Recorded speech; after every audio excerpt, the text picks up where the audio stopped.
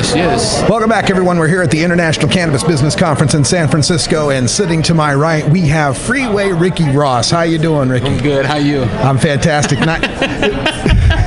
It's great to meet you. We've got all sorts of people that are bowing and scraping because they know your story. But for folks that don't know, you were the man in the 1980s, the man who was a major connected to the White House. Yeah, you were the connection. Tell people from the White House to the streets. The thumbnail sketch of your life. How did you become Freeway Ricky Ross? Well, I was around 19 years old, and one of my friends called me and told me that he had this new thing. At that time, I was flat broke, didn't have a dime to my name, and he told me he had this new thing. I go over to his house, it was cocaine. From that day on, my whole life changed. I went from moving $25 rocks for him to selling $3 million loads of cocaine. Eventually got my own task force. Where they assembled 2 or 3 officers from all the police stations around Los Angeles, and their goal was to catch me. Eventually they caught me. I got a life sentence without the possibility of parole. Then it was discovered that the guy that I was getting all my drugs from was a CIA operative from Nicaragua. Gary Webb from the San Jose Mercury Bee broke the story. I don't know if they know it too, and the movie just came out about Gary, Kill a Messenger. I don't know what happened, but they took it off the market really quick.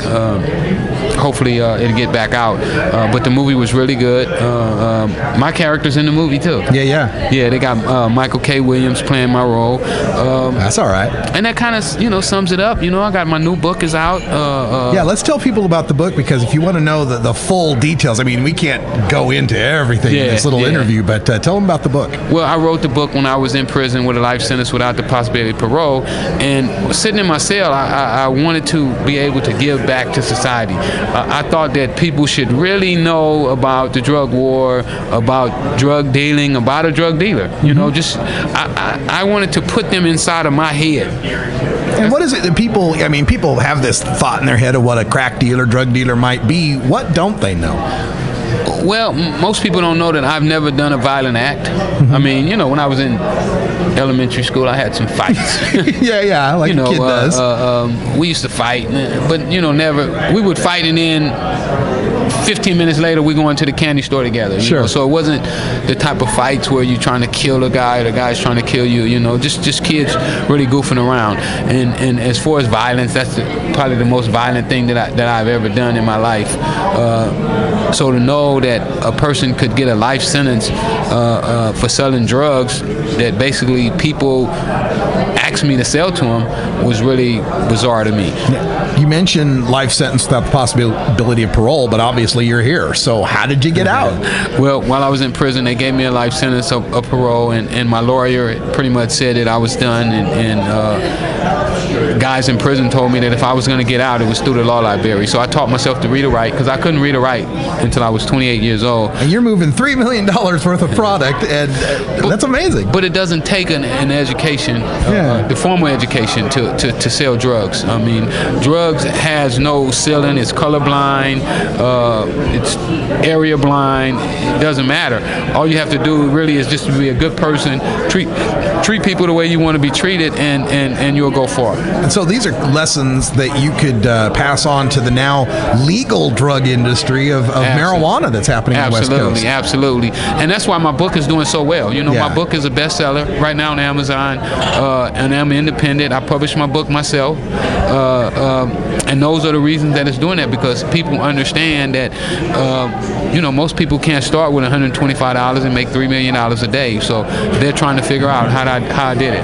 No doubt. Now, you were just here speaking with Congressman Dana Rohrabacher, a rock rib Republican from the Orange County. Wow. Is that like a trip or what? Man, that was crazy. And then just to hear his views, that he understands that the drug war is stealing from our kids. I mean, it's like a machine that churns people up for itself, you know, almost like the hamster on the ring where it just keeps going around and around.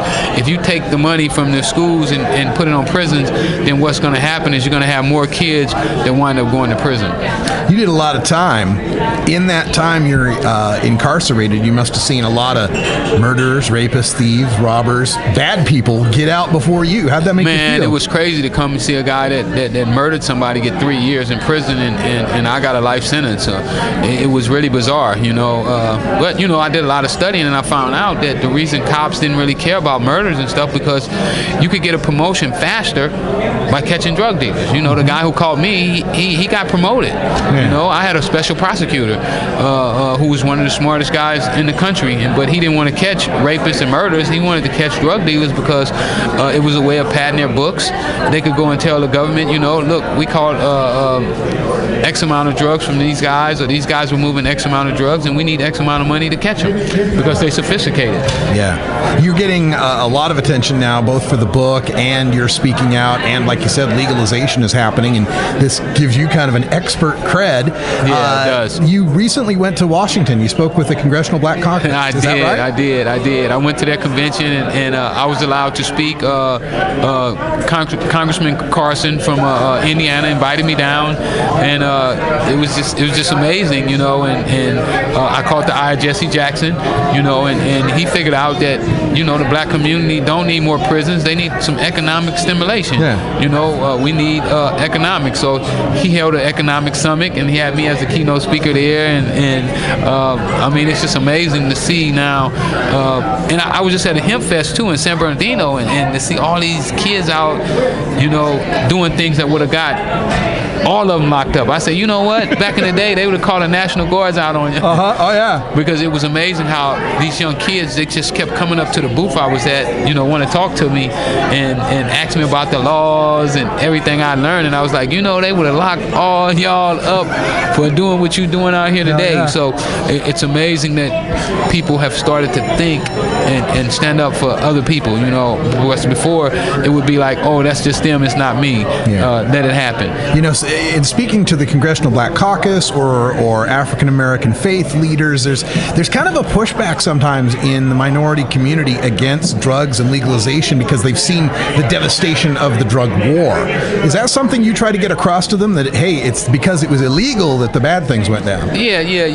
And you know, we also got to let them know that just like in the crack law, where they passed, you know, Maxine Waters, Congresswoman Maxine Waters was one who voted to pass the crack law, but she knows now that she made a mistake. That's, by the way, folks, the one where it was 100-to-1 disparity. If you're a white guy in the suburbs doing a half a kilo of coke, you got the same time as a guy doing 5 grams of crack in the city. No, you got more time. More time for the crack. So they knowing that they made a mistake, and now I think that they're ready to make some changes, and I'm excited to see that they're standing up, and just the whole world is starting to change now. You know, I mean, we got 2.2 million people in prison right now, and I don't know how many that's been on probation, and then if we add up the felons, because you know, once you become a felon, you become a felon forever. Yeah. You know, you never not a felon. Right. You know, so we probably have 30-40 million felons in this country, and it's sad that greater number of our society are felons, and then we know that most of them are there because of drugs. Here's a stat to blow your mind. In the state of Florida, you become a felon if you're caught with 21 grams of marijuana or more. Crazy. Because of that statistic, partially because of that, 1 out of 5 black people of voting age can't vote in Florida. Had that not been the case, Al Gore would have won the presidency in 2000. Wow. So just to think of how the drug war takes away people's rights. And one of the things I've found is, you know, out in the West Coast, talking to people, trying to get them to sign up to vote, a lot of guys will say, oh, no, man, I got a drug conviction, I'm a felon. They don't realize in a lot of states, you get your right to vote back once you've completed all that. So talk a little bit about how to engage these people, folks that have gotten on the wrong side of the law. A lot of times they don't want to make any waves. They just want to stay low. Encourage them to get involved if you can. Well, we have to stand up for our rights, no matter where you at and where you've been in life.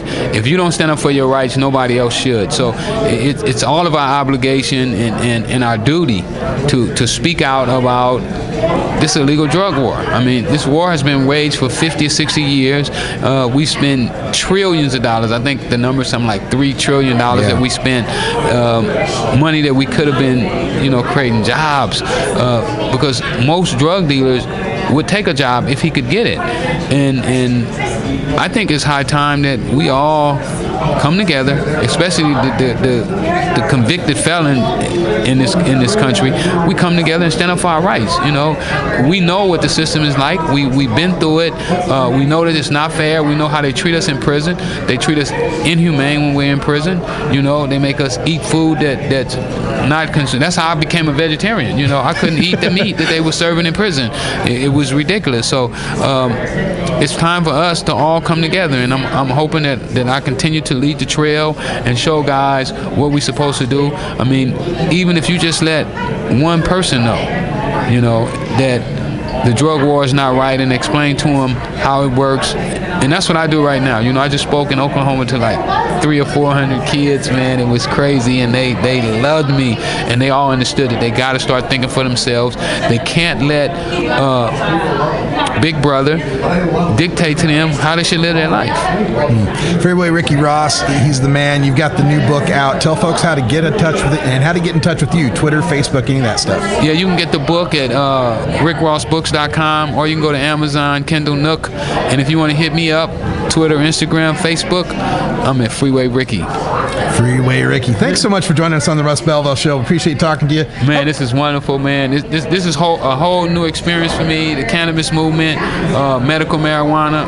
I'm with it all the way. I just want to learn more. All right. Let's get to learning. Thanks so much for joining us, and have yourself a great weekend. Thank you.